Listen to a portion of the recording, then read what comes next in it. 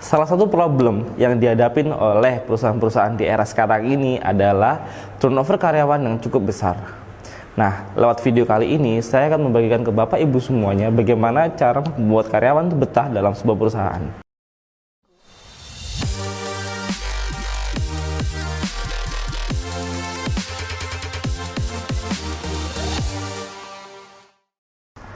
Karyawan bisa dibilang tidak betah di perusahaan. Kenapa? Kemungkinannya adalah dia merasa tidak dianggap, atau mungkin merasa apa yang dia kerjakan tidak sesuai dengan pendapatannya beliau, atau bisa jadi dia merasa ya udah saya cuma kerja, ketika saya mendapatkan tawaran lebih baik, kenapa saya harus stay?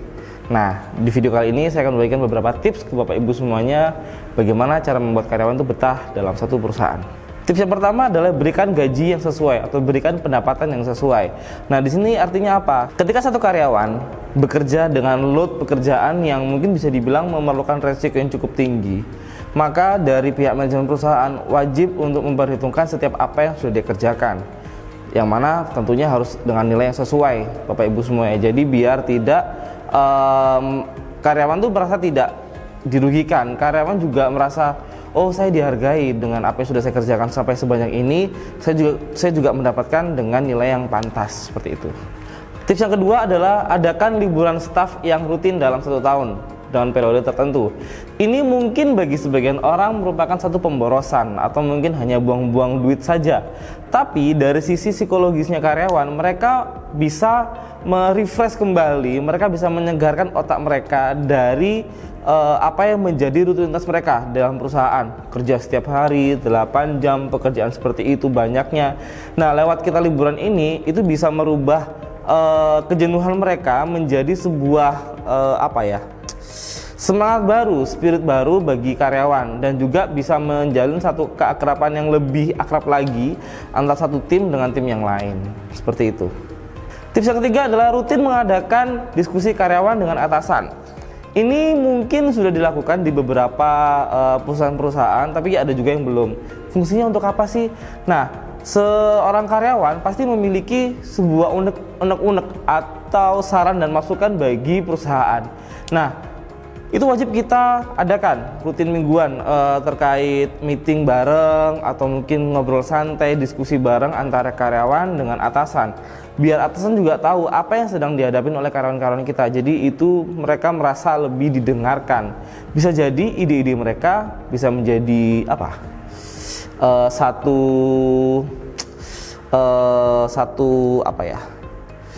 spirit baru, satu ide baru, satu terobosan baru yang itu bisa meningkatkan profit dari perusahaan.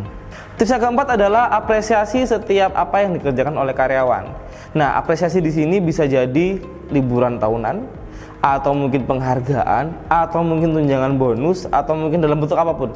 Kenapa? Karena ketika mereka sudah melakukan sesuatu dan itu berdampak besar bagi perusahaan, maka karyawan tersebut akan merasa oke, saya dihargain. Dan semakin hari karyawan tersebut akan terpacu untuk melakukan hal-hal baik yang itu bisa menunjang perusahaan tadi. Tips yang kelima, buat jenjang karir yang pasti untuk setiap karyawan. Tidak menutup kemungkinan setiap karyawan yang melamar di perusahaan Bapak Ibu semuanya pasti dia menginginkan jenjang karir yang cukup jelas. Seperti saya sekarang seorang staff, saya ingin menjadi seorang supervisor, saya ingin menjadi seorang manager, saya ingin menjadi seorang apa. Nah, dengan adanya jenjang karir yang cukup jelas, maka mereka akan termotivasi untuk menjadi karyawan, staff atau tim yang mau belajar menjadi lebih baik lagi agar mereka menempati posisi-posisi tertentu yang dibutuhkan oleh perusahaan. Tips yang keenam adalah buat suasana kerja menjadi lebih kondusif. Nah, kondusif di sini yang berarti antara satu individu dengan individu yang lain itu lebih akrab, enak, secara ngobrol juga santai, sopan, dan suasana kerja yang tidak terlalu ditekan. Itu menjadi salah satu penunjang juga agar karyawan itu bisa betah dalam sebuah perusahaan. Tips yang ketujuh adalah buatkan wadah bagi karyawan Bapak Ibu semuanya itu untuk berkreasi dan berinovasi. Fungsinya untuk apa? Bisa jadi dari ide-ide mereka, inovasi mereka, atau kreativitas mereka itu melahirkan sesuatu yang baru, yang mana bisa meningkatkan perusahaan Bapak Ibu semuanya. Tapi jika ide tersebut tidak bisa diterima, Jangan serta-merta untuk menolak, Bapak Ibu ya. Sekali lagi, jangan serta-merta untuk menolak. Tapi cukup bilang, oke, ide ini saya tampung terlebih dahulu ya. Kita akan lihat dulu ke depannya bagaimana. Seperti itu. Dan tips yang terakhir adalah jadilah pemimpin yang baik. Nah, ini penting banget.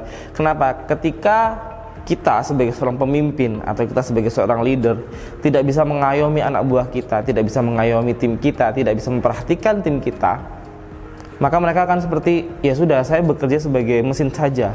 Saya bekerja, mau saya bekerja keras, mau saya bekerja biasa aja, atau juga yang diperbuat sama atasan sama saya juga sama aja. Jadi buat apa saya harus bekerja keras? Nah, ini juga bagi Bapak Ibu semua, jadilah pemimpin yang baik, pemimpin yang mengayomi, pemimpin yang mau mengerti apa yang sedang mereka alami, pemimpin yang mau mengerti kira-kira visi dari perusahaan ini mau saya bawa kemana.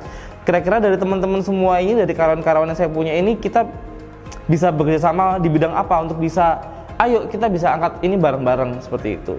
Oke, sekian untuk video bagaimana cara membuat karyawan betah dalam sebuah perusahaan dan bisa mengurangi turnover karyawan dari perusahaan Bapak Ibu semuanya. Sampai ketemu di video berikutnya. See ya.